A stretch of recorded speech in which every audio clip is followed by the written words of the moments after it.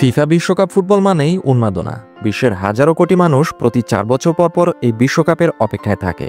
নিজ নিজ দলের সমর্থনে আবেগ আর উত্তেজনায় কেটে যায় পুরো এক মাস। এই বিশ্বকাপ ট্রফি নিয়ে আছে অনেক মজার মজার গল্প। আজ শোনাচ্ছি তেমনই এক মজার গল্প, যা কিনা থ্রিলার মুভিকেও হার মানাবে।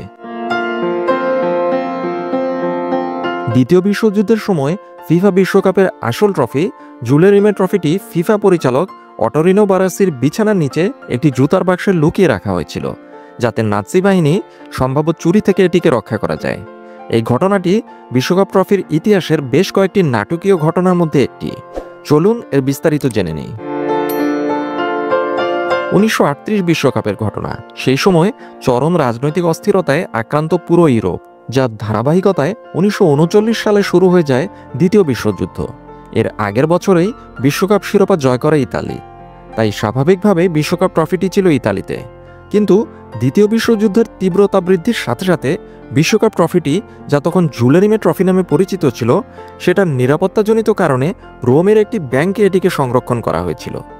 তবে ইটালির একজন উচ্চপদস্থ ফুটবল কর্মকর্তা, যিনি ছিলেন ফিফার ইতালিয়ান ভাইস প্রেসিডেন্ট, সেই অটোরিনো বারাসি ভয় পেয়েছিলেন যে নাৎসিরা হয়তো বিশ্বকাপ ট্রফি দখল করবে এবং তাদের দেশে নিয়ে যাবে। এই দুশ্চিন্তার কারণেই বারাসি গোপনে ব্যাংকের ভল্ট থেকে ট্রফিটি বের করে নিয়ে তার বাড়িতে একটি পুরাতন জুতার বাক্সে ভরে তার বিছানার নিচে লুকিয়ে রেখেছিলেন।